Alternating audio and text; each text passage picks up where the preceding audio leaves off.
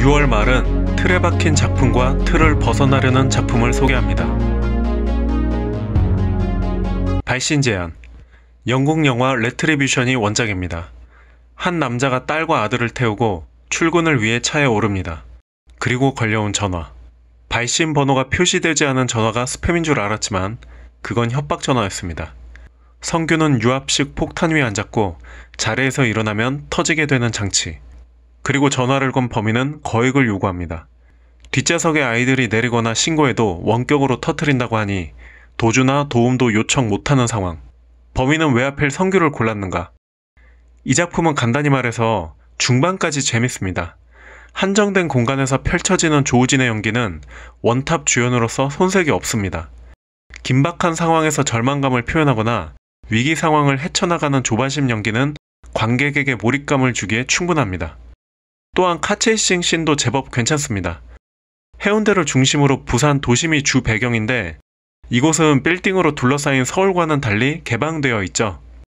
중간중간에 건물 사이로 뻥 뚫린 바다가 보이다 보니까 차량 추격 장면이 시원시원하고 더 활기 있어 이색적입니다. 영화는 시종일관 뜨겁게 달리다 보니까 강약 조절이 안 되어 있는데 이건 호불호가 갈리겠습니다. 그러나 상황 설정을 던져놓는 중반까지는 참 좋았는데 그 이후부터는 죄다 덕지덕지 붙은 클리셰 덩어리. 거의 모든 전개와 대사가 예상대로만 나와요. 시나리오를 중반까지 힘있게 쓰다가 그 이후부턴 판박이 붙이듯이 늘 우리가 알던 수법대로 진행되는 게 너무 뒷장면을 맞춰버리는 게 민망할 정도? 마치 자판기로 뽑았다. 그리고 관객을 울리기 위해서 배우의 눈물을 빼는 건 거의 혹사 수준입니다. 딸 혜인 역할을 한 이재은 배우도 연기는 매우 훌륭한데 민폐도 이런 민폐가 없습니다. 아니 애가 뭔 죄야. 이제 이런 식의 한국형 심파 제조 기술은 법으로 금지했으면 좋겠어요. 눈물 클로즈업. 이제 그만해. 그리고 하나 더 트집 잡자면 범인이 너무 잘생겼어. 돈 없는 청년으로 나오는데 난 이건 아니라고 봐. 누가 봐도 미남 배우 얼굴을 하고서 궁핍하고 절박해하는 연기를 하는데 이건 연기력의 문제가 아니라 미스캐스팅이에요. 몰입감을 확 깨고 와, 이 배우 잘생겼다 이 생각밖에 안 들어요. 무자비한 범인이 보여야 하는데 그냥 졸라 잘생긴 지창욱만 보입니다. 중후반에 범인 얼굴이 드디어 등장하면 악한 카리스마가 품어져 나와야 하는데 그냥 잘생겼으니까 왠지 조우진이 나쁜 놈 같아. 차라리 무명 배우를 써야 했다. 별 2개 반. 연기력으로 끌고 가보지만 자판기로 뽑은 시나리오. 루카.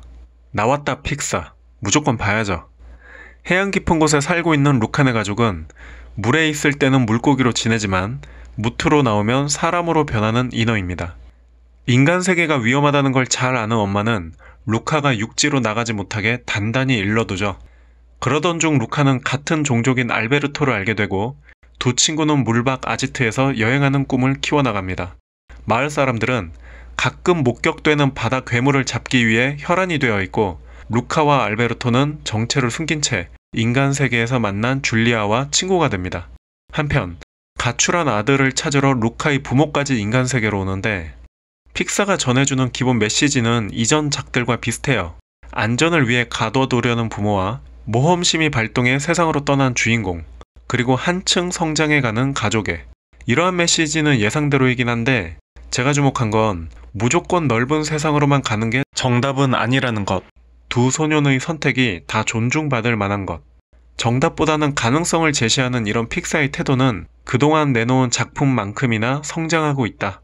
그리고 감정을 절제함으로써 더욱 고조시키는 픽사의 이 수법은 한국 감독들아 좀 배워라. 별 3개 반. 상상력과 감정 조절은 픽사의 주특기.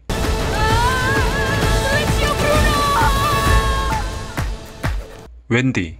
동화 피터팬 하면 보통 피터팬을 중심으로 후크와의 대결이 떠오르지만 원래 주인공이 웬디입니다. 그래서 이 작품의 제목도 웬디, 시사회로 봤습니다. 다시 말하지만 원작 피터팬은 피터의 액션이 주가 아니라 웬디의 성장담이고 이 영화도 그것에 맞게 만들어졌기 때문에 좀 더 웬디에 주목하는 올해 피터팬 탄생 110주년을 기념하기 위해 만들어진 작품입니다. 기찻길 옆 허름한 식당에서 장사하는 가난이 대물림 되는 웬디네 가족. 살던 대로 살게 된다는 늙은 사람들의 비웃음이 무섭던 어느 날 밤잠 못 이루던 웬디는 시커먼 그림자 같은 소년 형체를 발견합니다. 자신을 탈출시켜 줄 거라고 직감한 웬디는 쌍둥이 오빠 더글라스와 제임스와 함께 가출하듯 무작정 소년을 따라갑니다. 그리고 이들을 맞이한 건 신비의 섬, 절대 늙지 않는 절대 세계 네버랜드죠. 시든 때도 없이 화산 열기가 분출하는 이곳은 마치 살아있는 땅덩어리 마더네이처 그 자체입니다. 그리고 그 화산 열기는 어머니라고 불리는 신비한 고래의 분수였던 것. 이 고래 어머니는 아이들과 교감하며 든든하게 지켜주는 존재입니다. 웬디네는 먼저 와있던 아이들과 온종일 뛰어놀고 물장구치며 영원히 놀 것만 같습니다.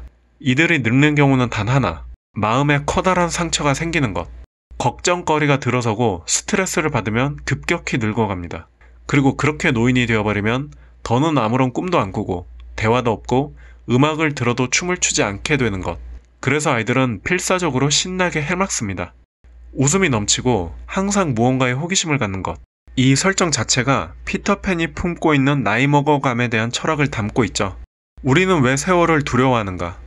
애초에 원작자 제임스 베리는 사실 어린 피터가 아니라 나이든 후크에게 자신을 이입하여 이 동화를 쓴 것이죠. 어린이에게 꿈과 상상력을 자극하는 동화이기도 하지만 실은 어른의 인생 은퇴에 대한 두려움과 회한이 피터팬의 진짜 주제입니다. 그리고 영화 웬디에서도 이 주제를 그대로 드러냅니다. 어릴 때와 컸을 때 변하는 이 씁쓸한 관점 전환은 마치 둘리를 기억하는 우리의 태도, 둘리보다 고길동이 불쌍해지면 너도 어른이 되는 거란다 와 맞닿아 있습니다. 피터팬 컴플렉스에서 자유로울 수 없는 우리에게 반가운 작품. 다만 감독이 원작을 재해석하는데 재미 들린 건지 변주에 스스로 좀 취한 건지 과잉 연출하는 부분이 있어요. 대사와 메시지를 너무 드러내고 싶었던 건지 장면이 과하고 질질 끄는 면이 있습니다. 지나치게 주입적이에요. 상상력을 불러일으킨다는 피터팬 판타지에서 메시지를 주입하는 아이러니.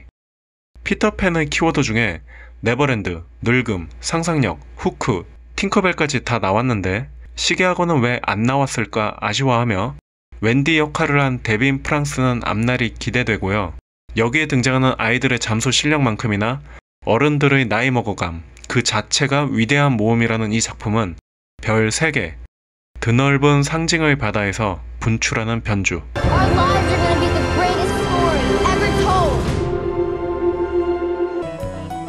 다음 리뷰는 미드나이트, 인더 하이츠, 그리고 드디어 나오는 블랙 위도우와 함께 하겠습니다.